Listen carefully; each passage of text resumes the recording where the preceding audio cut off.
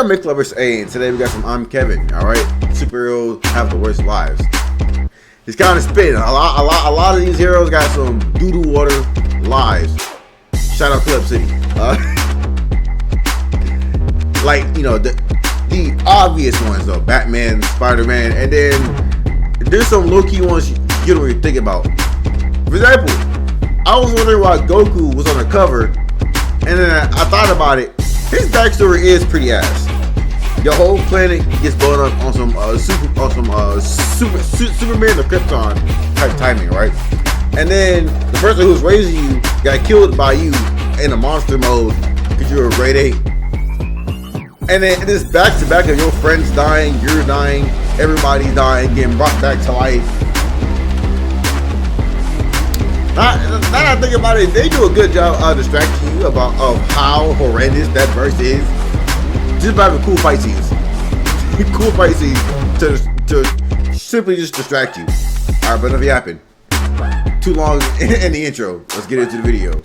I feel like a lot of us wanted to be a superhero growing up. Seeing Spider-Man swing off buildings, Batman gliding through the sky, Iron Man having some of the coldest suit-ups in the franchise. Like, who wouldn't want to be a superhero? But that's my child brain talking. I was recently rewatching some movies and not gonna lie, fuck no. If I'm offered 24 hours in their shoes, I'm declining. The type of situations they get put through is ridiculous. Also, join the Discord, link in the description. But I actually want to start with one of my favorites. Goku, or low-key the Z Fighters in general, but we're gonna focus on Goku for a sec. Most of the time when I think about Goku, I think of a dude who loves to fight. Always smiling, always happy, surrounded by loved ones. But realistically, his life sucks. Goku himself... See? They do a good job at distracting you from how bad Goku's life low-key is for real. Don't even realize how annoying his life is. First, he gets sent to Earth away from his parents because his planet was getting destroyed. Grandpa Gohan, the man who was raising him, treated him as his own son, died getting trampled on by a monster, and Goku finds out years later that he was that monster who trampled him. He didn't know about what happens when a Saiyan with a tail sees a full moon. Once he's seen Vegeta turn into that monster, he said, oh shit. It was me. While fighting for his life, by the way, mid-scuffle, realized he killed his first actual family member. But that wasn't even the worst part about this day. But before we get to that, and then all of us, imagine being at peace for years, kicking it with your son and friends. Imagine being at peace for years, kicking it with your son and friends. And then all of a sudden, a nigga in a battle-ready leotard And not just a random person. Your brother came to your own feet, spun the block to your planet own feet, telling you to betray everybody you know and love. Like, he didn't even process the fact that he's like, imagine your family sending you to let's say a different city or country, right? And then your brother comes to that city or country that you've grown up in, telling you to betray them. Like, he didn't even process how stupid that sounded. Like, Riders really just pulled up there just fully expecting Kakarot or Goku to just go along with that. Like, he didn't even think about how dumb that sounded. Pulls up claiming to be your brother, tells you to come with him to conquer this planet. Oh, you refuse? I bet I'm gonna take your son. What? And then laughed in Gohan's face. He had no reason to do that. He is terrified for his life, and he got this dude chuckling directly in his eardrums. Then he flew off with his child saying he'll be back in 24 hours. Went from a chill, peaceful day to the worst day of his life. So him and Piccolo pull up. Ultimately, they do take him down, but it required Goku to get shot through his fucking chest. Yeah, cool. So now he's dead, but in the afterlife, he's still training because in a year, 2 more Saiyans are gonna pull up. Imagine dying and still needing to clock into work. Yeah, I'm not gonna lie. That's tough, bud. That's actually rough, bud. Shout out Zuko. Because, listen, bro, giving it everything you got to kill one person to save the world, dying with the information that you gotta still train in death. Because even stronger people are coming to do the same thing Raditz was doing. Like, back to my earlier example of your brother, who you just found out was your brother, coming to tell you to betray the place you've grown up with, right? You and your homeboy beat him just to find out that stronger versions of him are coming to your block again. What are we doing here? Well, they got it. So Vegeta and Nappa made it to Earth, and Krillin is such an L man. I just gotta mention that. Vegeta was talking down on Raditz, and he was like, Raditz? They talking shit about Raditz, the guy who y'all barely won against? The guy who beat y'all ass, beat you and Goku's Crazy. ass, that Raditz? They talking about him? Wait. Like, damn, bro, we get it. Whose side are you on? Anyways, Yamcha dies. Chaozu tries sacrificing himself, but that shit did nothing. Tien dies. Piccolo dies. Half the squad got murked in under an hour, and I know You niggas are trash. Hey, RDC is the perfect clip for this. You niggas are truly sorry. Nah, cause real spill. Why did 99% of the Z fighters end up at King Kai's place after this fight? Like, be so for real. Like, 99% of the Z fighters end up past cameos on the King Kai's planet. Y'all trained. I ain't gonna lie, bro. I feel bad for the non-alien Z fighters because they die a lot. Like, they gotta fight some crazy stuff, like androids, gods, demons, fat gum monsters. Like, what do we? Okay. he's in his head right now. Like, damn, y'all are so ass. Couldn't even get a bottle of water before having to save y'all. And Krillin talking about some, don't worry about your dad, Gohan. Let's head home to a nice, hot, steaming, savory, slow-cooked, patiently simmered, lovingly prepared, deeply seasoned, richly aromatic, Melt in your mouth, hearty, feeling soul soothing, body restoring, stress melting, fatigue ending, long awaited, long overdue, well earned, home cooked, end of the day, finally safe meal. Wouldn't you like that, Gohan? Really? I gotta smack this nigga, boy. Talking about food at a time like this. 4 of his homeboys died. His best friend out there fighting to save the world, and he ready to go home and kick his feet up. Yeah, I'm not gonna lie, like that like, you're not mad. Or actually, Piccolo wasn't his friend. I don't know if you really call Tien Yamcha and Chaozu his friends. Like, they're more like allies out of like necessity. Cause Yamcha was a bandit. Tien and Chaozu were kind of mostly to themselves. Actually, now thinking about it, I get it. But at the same time, those were your dogs in the moment. And, like, you're just not mad in the least. Like, you're ready to go. Yeah, that's kind of some bitch shit. I'm not gonna lie. That's kind of some, some kitty cat stuff. Lazy bitch. You better go in that backyard and hit some jumping jacks, nigga. Act like you doing something. So Goku fights Vegeta, actually wins the first round. But once he turned into a great ape, he got swatted into the mountain, gets both legs crushed, damn near got the life squeezed out of him, tries to have a heartfelt moment with his son, started stomping him out. Now they do eventually get Vegeta to retreat, but wait, we got a problem. All of our homies are dead. And with Piccolo dead, the Dragon Balls are gone. No need to worry though, we can just go to Planet Namek and use their Dragon Ball. Of course, why would it ever be that simple? Frieza has his hands on the Dragon Balls while Vegeta is on his way. So after experiencing probably the worst day of his life, he has to go face a new threat. Now that I think about it, it's back to back. Like I said earlier, it's back to back threats. After Raditz, he had to train, fight Vegeta and Nappa. After them, he had to train, fight Frieza. After them, he literally got back from training on a different planet. Got it. Now there's the androids. Trained on King Kai planet after he got blew up by Perfect Cell. Had to fight Majin Buu. Now I think about it, there was no break. There was barely any breaks between his deaths before he had to fight an even stronger threat. And this is like years of him having to do this. Man, I feel bad. He barely gets a break and has to immediately fly out to go to Namek. And when he arrives, he sees Krillin and Gohan beat the fuck up. Gohan's neck broken and all. Imagine if he didn't have senzu beans. So let's fast forward to when he actually fights Frieza. And yeah, his best friend gets obliterated right in front of him. The guy he knew for all his life, gone in an instant. Unlocks Super Saiyan, fights Frieza again, but Frieza was getting his ass beat so bad, he resorted to putting the planet on a timer. So after Goku takes down Frieza, he had nowhere to go. And it was easy to believe he wouldn't make it off the planet. But we know what happened. Luckily, he was able to find a space pod and made it out. Some time goes by, and when Goku finally made it back to Earth, back to his family and friends, he's immediately hit with the news, hey, I'm from the future. 3 years from now, androids are going to emerge and make some Immediately. Like, it was back to back from the Saiyan saga to the Majin Buu saga. It was back to back, bull. Back to back. shit shake. I'm talking everybody you love. Gone. Oh, and by the way, you're gonna die way before that. You're gonna die to a heart virus. But good thing for you, I got the cure. So y'all go ahead and start training. I'll be back in 3 years.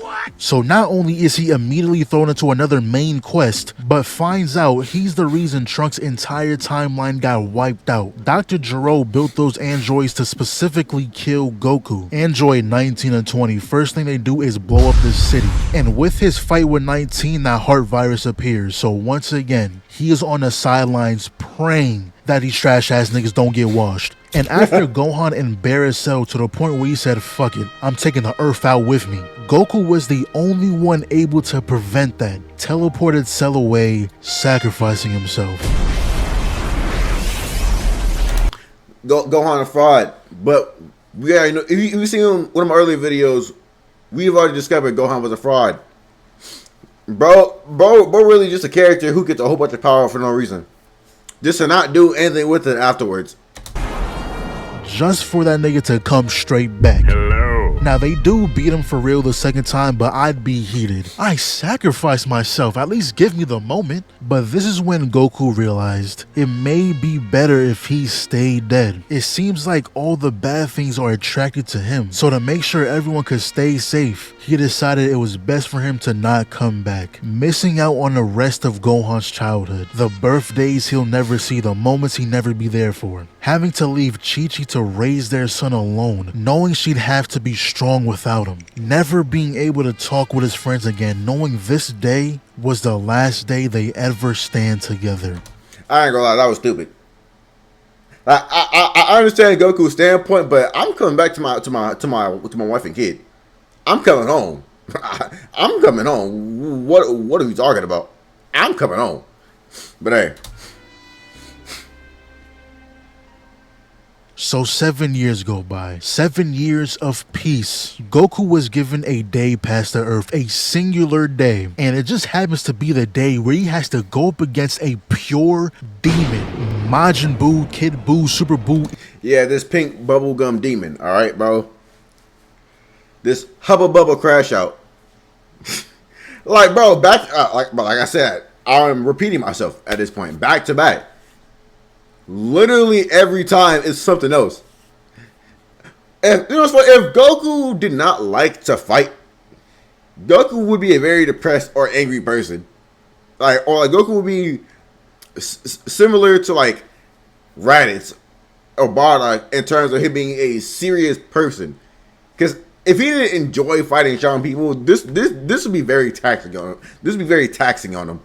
All right, because at some point he'd be like, How many times do I gotta keep fighting these kind of threats? And they keep getting stronger. Like, I'd cry for real. Evil Buu, Teen Buu, whatever version of Buu you want to talk about, it don't matter. That nigga needed to be erased. He needed to go. But before we get to Buu, he had to deal with Vegeta. He let himself get put under Babidi's control just so he can box Goku, blowing up innocent people, and Goku was like, no, the Vegeta I know wouldn't do something like this. What? Are you positive? Do you... Right, look! Did you forget his past? Warmonger?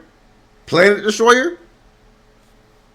Like, bro, you were dead for a long time. I don't think you get to say how somebody is currently behaving.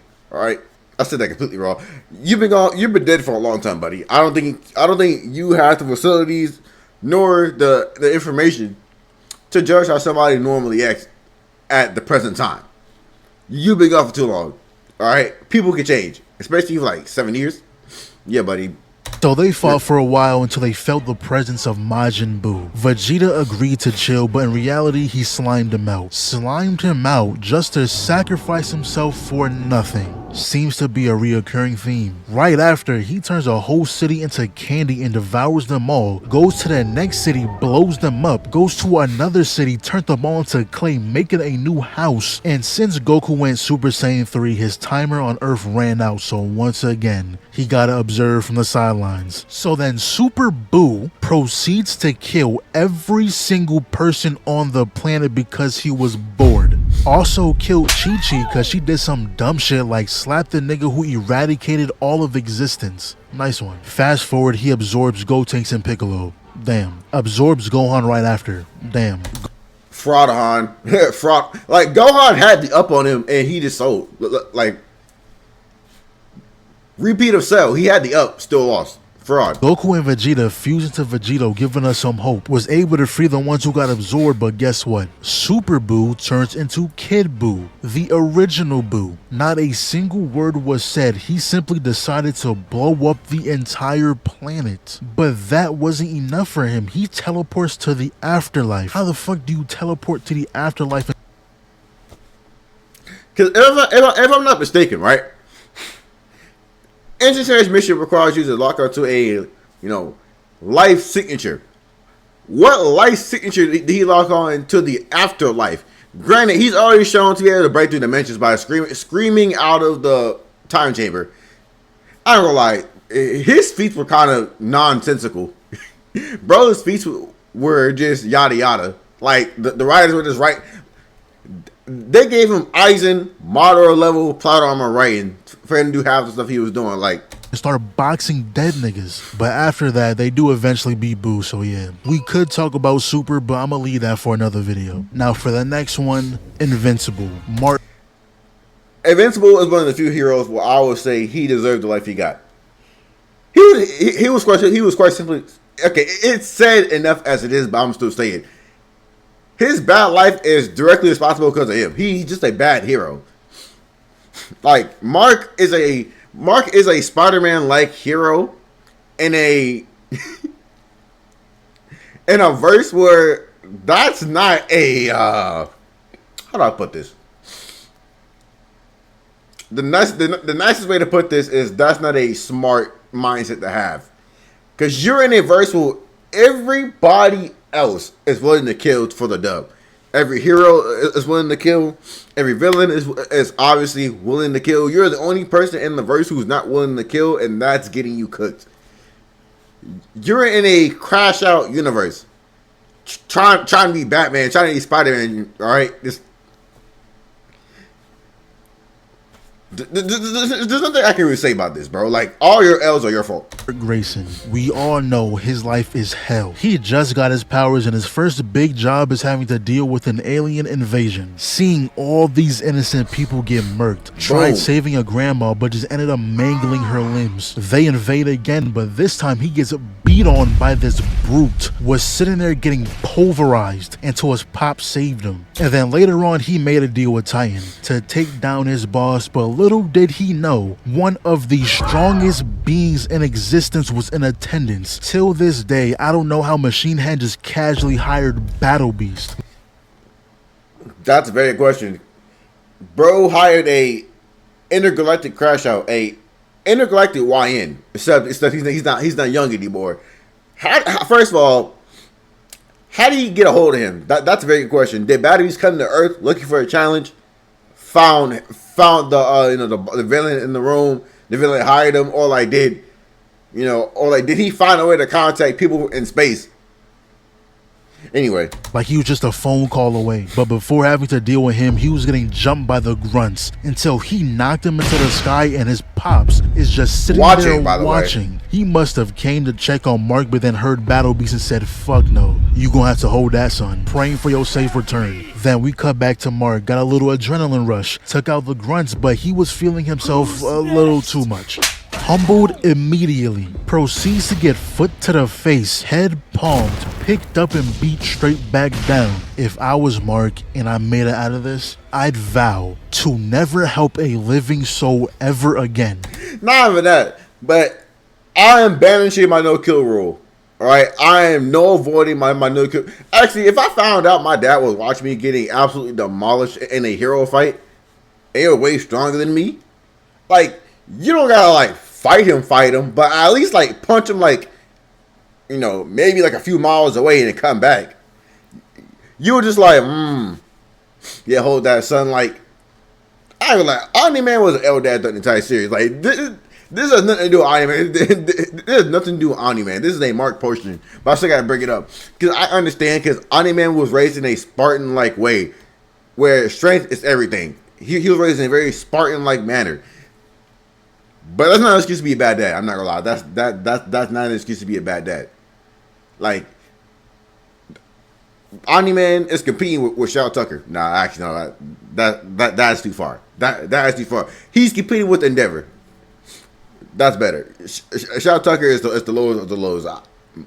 My fault, Omni-Man. I ain't gonna lie. Like, that was some crazy disrespect to compare you to Shao Tucker. That was a wild disrespect. My fault. This day is actually top 2 worst days of his life. So then the Guardians pull up just to also get their ass beat, and then he turns back around to Mark like, please, bro. Please leave me alone, please. Hit him so hard it popped his suit. The only reason they all survived is because he allowed it. He was bored. He had no interest in fighting bums. And the worst thing about Mark's life is his pops, Omni-Man, the strongest man on Earth, a global symbol of hope. Everyone trusted him to keep the world safe, but the truth comes out. He was the one who killed the Guardians of the Globe. Earth wasn't his home, it was an assignment. A Viltrumite sent here to conquer the planet. And the moment Mark refused to help, he was put through hell. Omni-Man made... This is very similar to what I said about Goku and Raditz.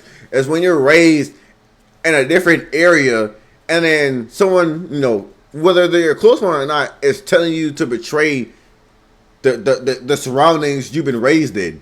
It doesn't make sense. It's like him and Raditz, they didn't really think about what they were saying. You raised them on Earth like an Earthling, and then surprised when he chose Earth.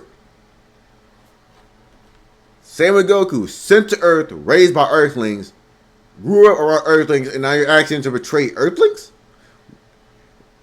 It's like it's like intergalactic conquerors or just space conquerors in general don't really think. Like it's like they don't think about like psychology when they're trying to convince somebody to help them take over a planet, or not just a planet, on small, take over anything. Like, you gotta think about human psychology when you're trying to ask somebody to betray something else. They need a good reason. Like, sure to get as many innocent people involved as possible. He didn't give a damn. Made him watch as they crushed every being on this train. And he wasn't just beating his ass. He was beating his ass with style. Put that boy in slow-mo, smacked his body off the ground, flew him into the air while telling him how all these lives mean nothing. Humans are just insects. Then proceeds to play ping pong with his body until he flew him through a cruise ship. Did that just cause he can. He just wanted to hold them. Carnival stocks plummeted. And then he threw him into a mountain, causing an avalanche, killing the entire village. And then finally, the most iconic scene. He literally just starts violating him. Till this day, this is still one of the most ferocious ass beatings I've ever witnessed. Doing all this to his son. But even after all that, there's still something worse. Something worse than Battle Beast. Something worse than Omni-Man. I'm sure you all know where I'm going. Please don't say Amber. I thought there 2 things. 3. Amber, Conquest, or, the female Viltrumite. I'm not going to say her name. Alright? I'm not going to say her name because she don't deserve that kind of... I'm not... Right now, for me, bro, she's Voldemort. She who will not be named type beat. Amber. It's Amber. Right. Amber. Right. Type beat. Amber. And I would talk about season 2 and 3, but I already talked about those on the channel, so y'all go peep. But the next one on the list, Spider-Man. His life sucks. Spider-Man is quite literally the perfect example of somebody of a hero with a bad life. Like, your friend asks you who has the worst life, Spider-Man easy. Spider-Man, in every continuity, Spider-Man has gone through so much traumatic stuff that it's a meme that Spider-Man writers hate him. Like, it's really a joke about how much he gets hold in his storylines. It's like he doesn't get a break. Like, Spider-Man is quite literally a beaten horse. Quite literally. I'd be damned if I'm spending my free time saving the city and here comes J. Jonah Jameson spreading nothing but hate on my name. He could have just saved a baby from a burning building and you hear Jonah on the radio, saved. He dangled an infant 50 feet in the air with no safety net. What? That's Jonah. The baby was on the 13th floor. Should we have taken the stairs? Craziest part is the citizens would hear that shit and believe it. I would have quit the millisecond I heard him on the radio. Yeah, the next time the Sinister Six is in town and you got a 7'9", 500-pound rhinoceros at your doorstep, don't call for Spider-Man. And it's crazy because that's what happens. Every time Peter hangs up the suit and the bad guys start getting out of control, people are like, where's Spider-Man? How can Spider-Man saving anybody? And then J. Jonah Jameson is like, see, he's a coward. This, that, and the third. Like, he starts bashing Spider-Man for not showing up.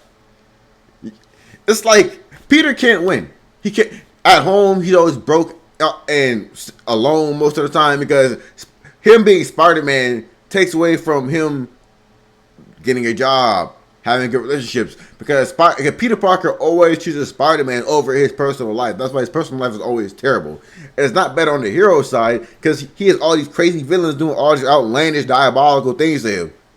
These dastardly fiends doing all this crazy stuff for him, bro. These dirty Dan ass fiends doing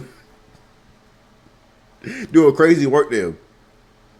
Like, if we see in every comic where Peter Parker chooses his personal life over Spider-Man, his life is significantly his life is far better.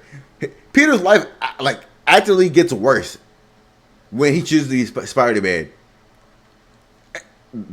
Is that not crazy? That for Peter to be happy, have a great life, he has to stop being Spider-Man. But if he stops being Spider-Man, New York starts getting demolished by villains. And it's even crazier because of not 80% of the heroes are in New York.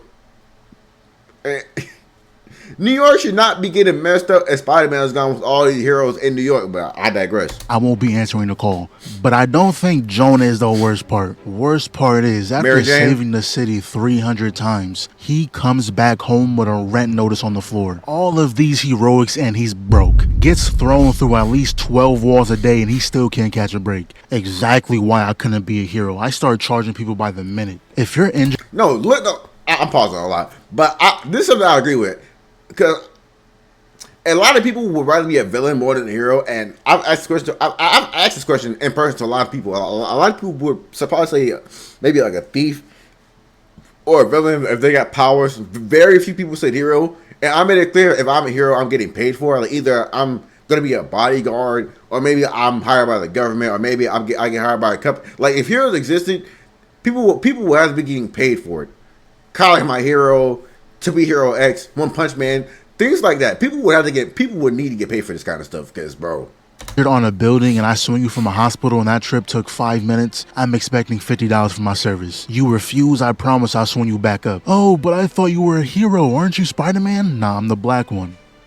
The black one. And there's so many situations that heroes are put in that if I was put in the same situation, I would have just left. Like at the end of Spider-Man 1 when he had to save MJ and the kids and Goblin came rushing in trying to impale him, bro. I'm dropping them. I'm sorry. He wouldn't have gotten a chance to get that close. I would have been at the top of the bridge by now. Or later on, when he caught a grenade to the face, I'm calling a timeout. I realized I'm in over my head. I wasn't expecting to be fighting real demons. But when the Goblin came back in No Way Home putting the beats on Tom. Right. He ate his hit and then punched him out the window. Allowed him to get a barrage of hits off just to laugh in his face and then proceeded to slam him through the floor. Picked his ass up, busted his back on the ceiling, and then spears him through multiple floors. 5 to be exact. And then he kills Aunt May. Would have been my last night wearing the mask. Never in my life have I seen him get beat like that. But even simple stuff like running out of webs, and that happened multiple times, and each time it was his back taking that hit. I'm taking at least a week break from swinging after that.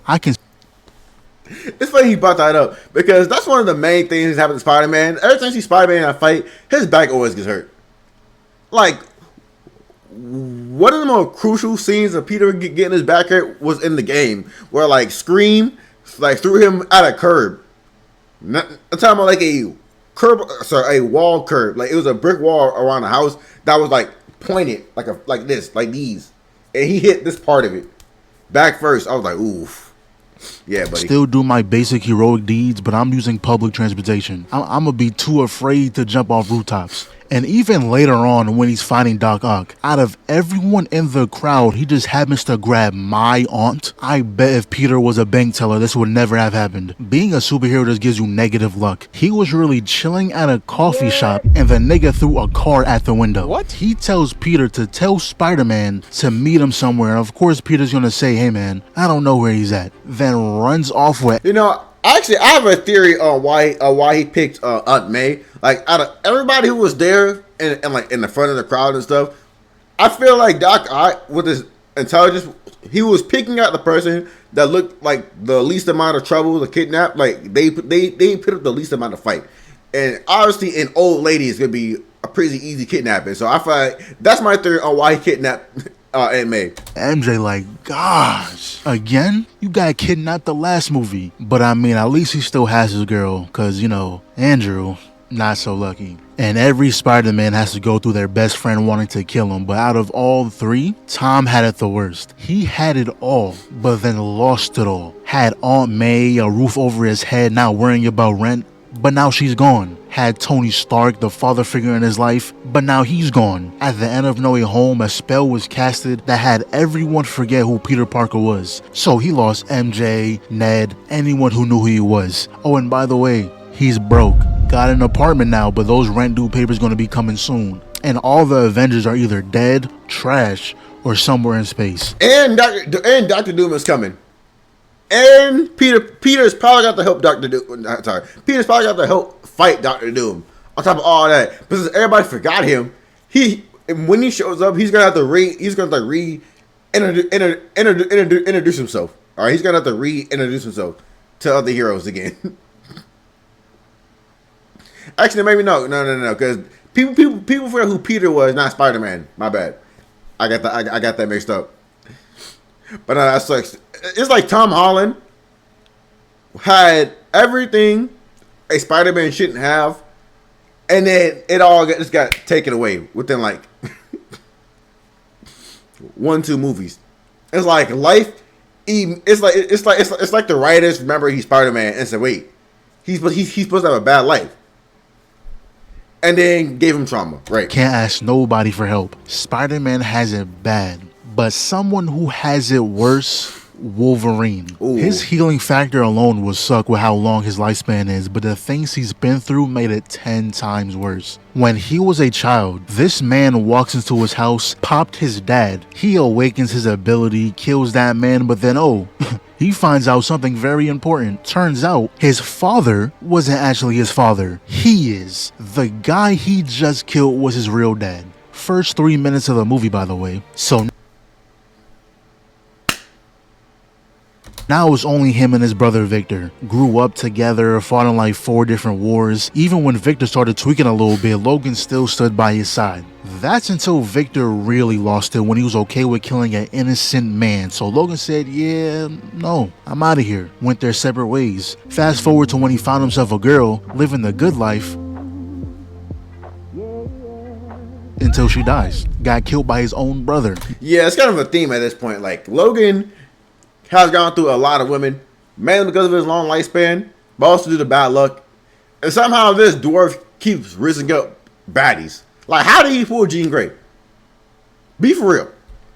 The Phoenix Force? Come on now. Now bent on revenge, he accepts Stryker's proposal and pretty much becoming invincible. Getting metal, adamantium melded to his spine. Anesthesia doesn't work on him, so he's feeling every bit of that. Then he overhears that Stryker was actually planning on erasing his memory, so he runs away. This kind couple was nice enough to take him in, but they die too. Blew up the house at that. Their bodies are ashes. Fast forward again to where you find the island Stryker is stationed at. And guess what? His girl never died. Her job was to keep an eye on him. And you know what her powers are? Tacto hypnosis. She can influence anyone she touches. Can't make this up.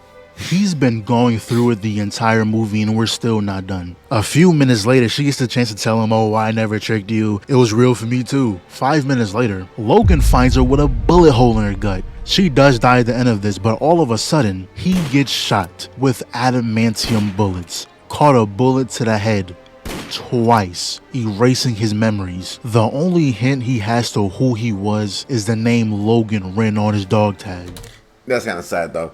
And I remember a comic where Logan got his memories back, and every like military faction or company around the world got scared. Like, you know, the military on some bullshit. When one man get his memories back, they all start getting scared, right? Also, this movie got a lot of hate, mainly for like the Deadpool part of the movie. Like, nobody liked how they did the Merc with the mouth. I thought it was pretty creative how they twisted Deadpool. But I understand, like, if this was Deadpool's introduction, I guess we should have got more of his original stuff, because they did show him before the mouth sewing, you know, in his Deadpool banner, but then they kind of, you know, flip the script, which I did think it was kind of creative to try to like twist a famous character in a different direction. But anyway, and something similar happened in the X-Men Last Stand movie. Well, kinda. His girl died again, but he was the one who had a killer because he was the only one able to get close. And this scene scared the fuck out of me when I was a kid. I don't remember why either. I don't know if it was because everything was turning to dust or what. Something in this scene just terrified me. But of course, the Logan movie, the best superhero movie of all time. Calm down now.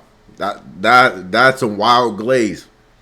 Darn wrong. Great movie. Phenomenal movie.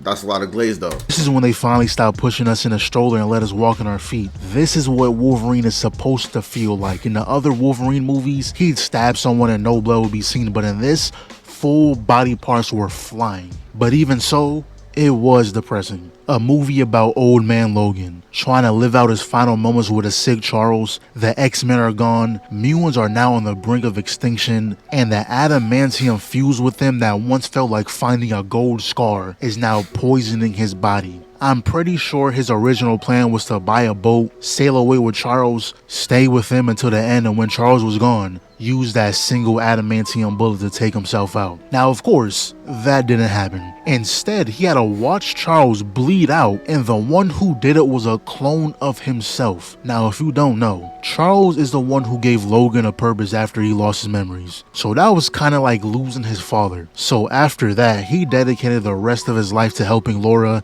aka his daughter, aka the GOAT. Hey Marvel, I'm still waiting on her movie, by the way. By helping her and her fellow mutant friends escape their captors. But in the process, I'm gonna briefly glaze her though. Her fight scenes were so phenomenal. Like, she was really moving on people. Like, she was really hitting those acrobatic techniques to really kill people for real. Like, that actor, great work. Phenomenal work. had this fire ass scene. Like, I can't talk about this movie and not glaze this, bro. Berserk Logan. That's why he's the GOAT! The peak. The GOAT! Peak. Not gonna lie, I got this over Infinity War, Endgame, whatever movie moment you. Glaze. Glaze, my good sir. Get it out your mouth, all right? You're choking on it. have your mind. Glaze. I have this over that. But anyways, this is an elderly man we're talking about. He can take out everyone here except himself. There was truly no way he's winning going against a prime version of himself. Yeah, he was doomed from the start. And it took Laura shooting him with the adamantium bullet to kill him. Man, and this... the first time the entire movie, she calls him dad. Till this day, this scene still gets me. In 2017, my first time seeing this, I'll gladly say I was bawling. Tears running down my face, throat scratching. You would have thought I lost an actual loved one the way I was acting. But yeah, his life sucked. Every good thing was followed by 10 terrible things. He could not catch a break. And honestly, this could really extend to mutants in general. The human race hates mutants with every fiber of their being. A mutant would save their life, but the second they find out what you are, don't touch me, you filthy mutant. Like, shit got crazy over there. They say mutant like it's a slur. They'll hate on Wolverine, but then go and praise the Hulk, the giant green monster. Oh, he's just a superhero. I promise it doesn't make any sense. At first, I thought the X-Men universe was just completely separate from the MCU, like a whole different timeline where people don't like anything that isn't normal, but Deadpool made it seem like everything was connected, so at this point, I don't know. Yeah, I had a conversation like this before with somebody. Where I was like, the hate for humans don't make sense. Like it's clearly orchestrated by the government to make civilians not trust mutants because they can't control mutants. So the government just makes people who don't like them. Like the government themselves are making people not like mutants because they can't control them. In reality, it's like, why are we antagonizing people who can wipe out our entire civilization by themselves? It doesn't make sense. It's like, why are we targeting people who are basically gods compared to us? It doesn't quite make sense, right? Like you would think people would be like, glaze them, like he said, like other heroes get glazed. Like I said, it's because the military can't control mutants, so they just make everybody racially hate mutants because they can't control them or some bullshit. Whatever side of the world the X-Men are on is pure racism. Like, there was a whole war going on, thousands of them in captivity. Humans built machines that adapt to every mutant ability, and honestly, we lost. The mutants lost. Logan had to go back in time to make sure the war never started. And even in the Logan movie, we find out they made a drug that stops the birth of mutants. Like, they did not like them at all. But the next one, we got Bruce Wayne. As a child, he witnessed both his parents get murdered. So he became Batman, putting fear into criminals' hearts to make sure no one else ever went through the same pain. Sounds great, right? But everyone wants to be Batman until it's time for the mandatory Bane beating, until Bane snaps your fucking spine, or just having to deal with the Joker. He's the type of nigga to strap a bomb to a baby's chest and tell you, "So, Batman, will you save the baby or stop the gas leak in a daycare 100 miles from here?" It's like, Yeah, I'm not gonna lie. Gotham be wildin', all right? Niggas be wildin' in Gotham. But on the bright side, at least his home life is good. Like being Batman himself might suck, but at least Bruce's home life is pretty good. Cause think about it, he's rich, billionaire playboy. And when you look at how many sidekicks this man got in the Batman got like over 12 people in the Bat family for real. His home life is pretty good. It is he doesn't tend to acknowledge that. Like he has a lot of loved ones. He doesn't really acknowledge it that much. But you get the point. Home life is pretty good. Batman not so much. it's all fun and games until he gives you an impossible choice. And not to mention how he barely gets any downtime. At night, he's protecting Gotham, and during the day, he's running one of the biggest companies in the world. All shits and giggles until you're off 40 minutes of sleep. Or how he has to worry about the people he works with getting hurt. Barbara getting paralyzed. Jason Todd getting tortured. Lucius getting blown up if we're talking about the games. Nightwing dying to a fucking stick. Like, I'm sure he blames himself for most of those too. Like, imagine waking up one day, seeing Scarecrow douse a random diner with fear toxins, and then hacking into the billboard saying this is only the beginning, so now the entire city is getting evacuated. And now all that fills the streets are a bunch of criminals doing random stuff like flipping cars. Like, did you get joy out of that? What was the purpose? And then all of a sudden some guy calling himself the Arkham Knight pulls up with a weird obsession to Batman. At the start, we had no clue who this was, so I know Batman was just like, dude, who are you? Even later on, the entire city gets flooded with toxins. Like, he did all this in one night on a random Tuesday. Also, this wasn't a main mission, but it should have been. When Catwoman got kidnapped by the Riddler, now that was my main priority. Fuck whatever Scarecrow got going on, I have more important things to do. But speaking of her, one of the worst things is Batman's canon event. Meeting Catwoman, Selena Kyle. And it must work the same way it does in a Spider-Man movie. His canon event is to meet her and never get with her, or it's a one-night type thing. Cause He actually spit because the way their relationship works, it's like they love each other, but they won't fully get together unless one of them gives up one of their, their codes. Like, Batman has to give up being a non-killing hero in order for Catwoman to come over there because she can't handle the fact that he lets all these scumbags live. Or Catwoman has to completely agree with Bruce Wayne's way of doing things. Like, one of them has to give up one of their like their base thought processes for them to be together. It's like they love each other, but it's like that one line that both of them have. One of them gotta go past their line. If he goes any further than that, the universe is going to get unstable, going to start unraveling, and I promise if I was Batman, we're all dead. At the end of the Batman movie, when Selina said, yo, you should come with me, yes, immediately, I was hoping he was going to say that. Actually, I hid my suitcase around the corner. I'm ready. Gotham would have never seen me again. But yeah, that's all I got for now. A lot of valid takes. Long video, but a lot of valid takes. Hope y'all enjoy it. Link in the description down below. Like, comment, subscribe, and all that stuff. And I'm Kevin. WVid. Till next time. Love y'all. Peace.